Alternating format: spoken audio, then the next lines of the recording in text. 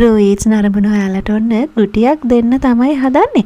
ඔන්න දැන් ඉතින් එහෙම කියපු ගමන්ම ඔයාලා කල්පනා කරයි මොනවාද මේ අද හදන්නේ කියලා. මේ අද හදන්නේ ලංකාවටම ආවේනික ගොඩාක් දෙනා නොදන්න අහලවත් නැති කෑමක්. ඉතින් දන්න අයත් ඇති.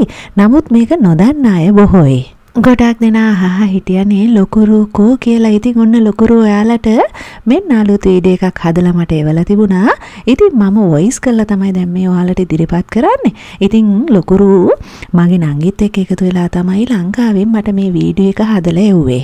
ඇමරිකාවේ ඉතින් මට නම් මේ වගේ කෑම හදන්න බෑනේ ඔයාලට. අපේ රටටම ආවේනික කෑම හදන්න. ඉතින් ලොකුරු එහෙ ඉඳන්ම මට හදලා එවන්න ඕන. මේ රස කැවිල්ල ගැන කියනවා නම් මේක තේ වෙලාවට එහෙම නැත්නම් උදේට ආහාරයට විදිහට ගන්න පුළුවන්. ඉතින් මේකේ කෑම ಜಾති ගොඩාක් හදනවා. අද ඒව ගැනත් මේකේ ඉතිහාසය ගැනත් මේ වීඩියෝ එකේ කතා කරනවා. එහෙමනම් මට මේ වීඩියෝ එකෙන් ඔයාලා ලොකුරුට තියෙන ආදරේ බලන්න පුළුවන් වෙයි නේද? එහෙමනම් මෙවැනි පැරණි වීඩියෝස් ඔයාලා අහලවත් නැති කෑම වර්ග අරන් ආවේ රූයිට්ස් විතරමයි. ඉතින් මතක ඇතුව ඔයාලගේ යාළුවෝ එක්ක මේක ෂෙයා කරන්න. ඒ වගේම channel එක subscribe කරලා නැත්නම් subscribe කරගෙන මේ දිහාවට එන්නකෝ. දැන් ඔයාලා කල්පනා කරයි මම ගුටියක් දෙනවා කිව්වහම ඇයි මම එහෙම කිව්වේ කියලා. ඉතින් අද හදන මේ රස කැවිල්ල තමයි හල් ගුටි. ගොඩාක් දෙනා මේක ගැන දන්නේ නැහැ. ඌ මම මේක දන්නවා. ඉතින් අපේ අම්මලා තාත්තලාගේ කාලේ ඉන්න අපේ ආච්චිලා සීයලා නැන්දලා මාමලා නම් මේව ගැන දන්නවා. ඉතින් නොදන්න ඔයාලට තමයි මේ වීඩියෝ එක. ඉතින් මේ විදිහට තමයි හල් ගෙඩිය දිස් වෙන්නේ. හල් කියන්නේ ලංකාවට ඒකදේශික ශාකයක්. ඒ වගේම වඳ වෙමින් පවතින ශාකයක්. හල් ගස් යට මේ වගේ ගෙඩි වැටිලා තියෙනවනේ. ඉතින් මේ වැඩිච්ච හල් ගෙඩි අරගෙන අපි කරන්නේ පිට ලෙල්ල ඉවත් කරනවා. දැන් මේ විදිහට මගේ අම්මා කරන විදිහට පිට ලෙල්ල ඉවත් කරගන්න පුළුවන්. හල් ගෙඩි අපි මේ ආහාරයට ගන්නේ මේ පොත්ත ඉවත් කරලා මැද තියෙන මාංශල කොටස. ඉතින් මේ මාංශල කොටස වෙන් කරගෙන අපි ඒක වතුරට දා ගන්නවා. මේ හල් ගෙඩියෙන් අපිට නොයි කෑම ಜಾති හදන්න පුළුවන්.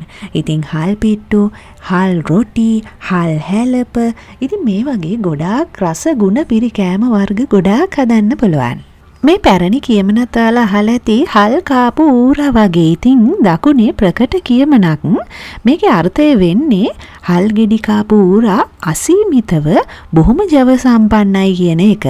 ඉතින් එකෙන් කියන්නේ හල් ඒ තරම්ම පෝෂණ ගුණයෙන් පරිපූර්ණ ආහාරයක් විදිහට ඒ ගාල්ල මාතර ගැමියෝ සලකන හින්දා.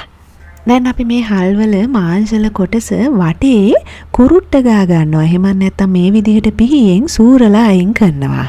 දැන් බලන්න මේ විදිහට කුරුට්ට අයින් කරලා අපිට කෑලි විදිහට අතින් ගලව ගන්න පුළුවන්. එහෙම කරගත්ත මාංශල කොටස මේ විදිහට තමයි දිස් වෙන්නේ. ඊළඟට අපි ග්‍රේටර් එකේ ගා ගන්න තමයි හදන්නේ.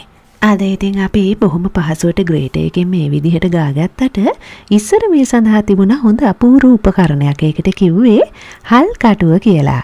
ඉතින් ඔයාලත් අම්මලා තාත්තලාගෙන් අහලා බලන්නකෝ හල් කටුවක් ගෙදර තිබුණාද? ඔයාලත් මේ විදිහට හල් කටුවෙන් හල් ගෙඩිය ගාලා තියනවාද? ඉතින් පහලින් කමෙන්ට් එකක් දාන්න. ග්‍රේට් කරගන්න කම්මැලි වගේ නම් ඔයාලට පුළුවන් මේ විදිහට පිහියෙන් පොඩියට හීනි කෑලි විදිහට කපලා ඒක ග්‍රයින්ඩ් කරලා ගන්න. මගේ අම්මා ඉතින් ග්‍රේට් කර ඉන්න වෙලා යන හින්දා මේ විදිහට පොඩි කෑලි කපලා ග්‍රයින්ඩ් කරනවා වැඩේ ඉක්මන් කරගන්න. මේ විදිහට හොඳට කුඩු කරගත්තට පස්සේ අපි ඒ කුඩු ටික දාගන්නේ වතුරට. ඉතින් හල් කියන්නේ ගොඩාක් තිත්ත දෙයක්. ඉස්සර කාලේ මිනිසුන් නම් මේකේ තිත්ත යවා ගන්න හොඳ උපක්‍රමයක් භාවිතා කරා.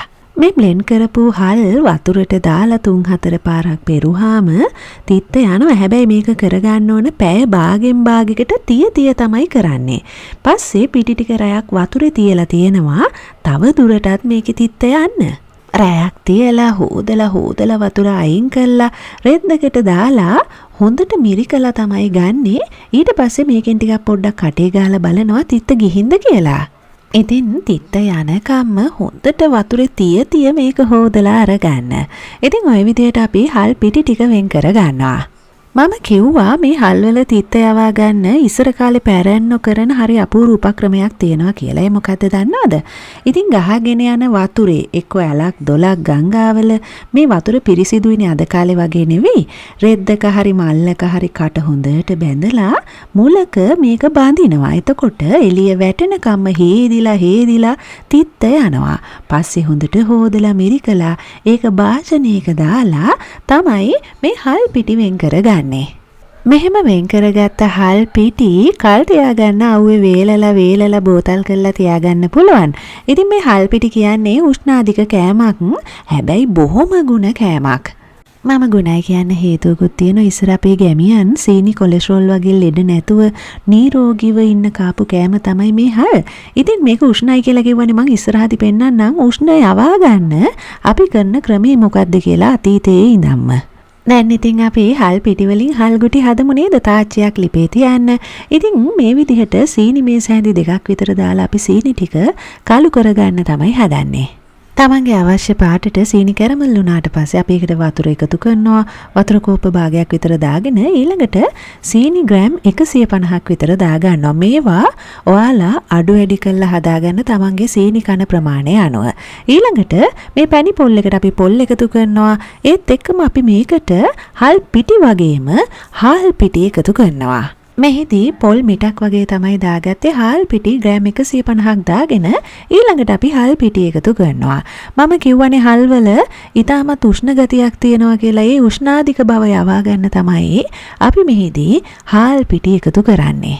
ලිපේ ගින්දරත් ගොඩාක් වැඩි කරගන්න එපා. සාමාන්‍ය ගින්දරේ තියාගන්න. රසායන ලුණු එකතු කරන්නත් අමතක කරන්න එපා. දැන් මේ සියල්ලම හොඳට කලවම් කරන්න. අපි දාගත්ත සියලුම අමුද්‍රව්‍ය හොඳට මිශ්‍ර වෙන්න ඕන. ඊට පස්සේ අපි කැන්ද කොලයක තෙල් ගාලා මේ විදිහට ඔයාලට තුනී කරගන්න පුළුවන්. ඉතින් ගොඩාක් ඝනකමට ගන්න එපා. අපි හුමාලෙන්නේ තම්බන්නේ තුනියට අරගන්න. එතකොට හොඳට මැද තැම්බෙනවා. ඒ හින්දා මේ ආකාරයට ඔයාලට තුනී කරගන්න පුළුවන්. මෙහෙම කොටුවට හදාගත්ත හල්ගුටි ටික අපි හුමාලෙන් තම්බ ගන්නවා. ඉතින් මේක තැම්බෙන්න විනාඩි 30ක් විතර යනවා. ඉතින් සාමාන්‍ය ගින්දරේ විනාඩි 30කට පස්සේ අපේ හල්ගුටි ටික මේ ආකාරයට තමයි දිස් වෙන්නේ. මට මේ හල්ගුටි හැදුවා කියලා අම්මා වීඩියෝ එකේ එව්වහම පුදුමාකාර ආසාවක් ආවේ එකක් හරි කන්න. ඉතින් ඇමරිකාවේ කොහෙද හල්ගුටි නේද? ලංකාවේ ඉද්දි නම් ගොඩාක් මේ හල්ගුටි මම කාලා තියෙනවා. ඒ හින්දා මේකේ රස දන්නවා. අපේ අම්මගේ අත්ගුණයට ඉතින් ගහන්න අත්ගුණයක් තවත් නැහැනේ. ඉතින් ඔන්න ඔය විදියට තමයි රසම රස හල්ගුටි හදන විදිහ අද කියලා දුන්නේ. මේවා අපේ ඉපැරණි කෑම, නැසීගෙන යන කෑම. මේ වීඩියෝ එක ඔයාලා ෂෙයා කරන්න නම් අමතක කරන්න එපා. ඉතින් නොදන්න අයට මේ වගේ ලංකාවේ කෑම වර්ග තිබුණා කියලා දැනගන්න හරි මේ වීඩියෝ එක ගොඩාක් ප්‍රයෝජනවත් වෙනවා නේද? ලොකරෝ හල් ගුටි විතරක් නෙවෙයි හල් පිට්ටුත් හදලා තියෙනවා බලන්නකෝ. හරිම රස පාටයි. ඒ වගේම හල් හැලප මතක් වෙනකොටත් පුදුමාකාර ආසාවක් තමයි මට එන්නේ. එහෙමනම් මේ හල් ගෙඩි හම්බුනොත් අනිවාර්යයෙන්ම බල ඉන්න එපා. මේවා හදලා කන්න. හදලා තමන්ගේ දරුවන්ට කන්න දෙන්න. එතකොට ඕනුත් වයසට යනකොට අපි හල් ගුටි කාලා තියෙනවනේ, හල් හැලප කාලා තියෙනවනේ, පිට්ටු කාලා තියෙනවනේ කියලා කියන්න පුළුවන් නේද? ඒ කාලේ ගැමියෝ උනත් දහසක් වැඩ ආසේ කුඹුරු වැඩේම ආසේ මේ වගේ කෑමත් කම්මැලි නැතුව හදලා කෑවා. ඉතින් අද කාලේ ගෘහණියෝ නම් ශනික කෑමනේ හොයන්නේ. හැබැයි මේ වගේ දෙයක් හොයලා හරි කනවා නම් ගොඩාක් වටිනවා. ඉතින් අනාගත පරපුර මේවා නොදන්නම කාලයක් ඉස්සරහදී ඒවි. එහෙමනම් මේ වීඩියෝ එක ගොඩාක් වැදගත් වෙයි කියලා අද දවසේ අපි හිතනවා. ඔයාලටත් හල් ගෙඩි හම්බුනොත් කම්මැලි නැතුව හදලා රස විඳින්න. එහෙමනම් අදට ගිහින් එන්නම්. ඔයාලා හැමෝටම සුබ දවසක්.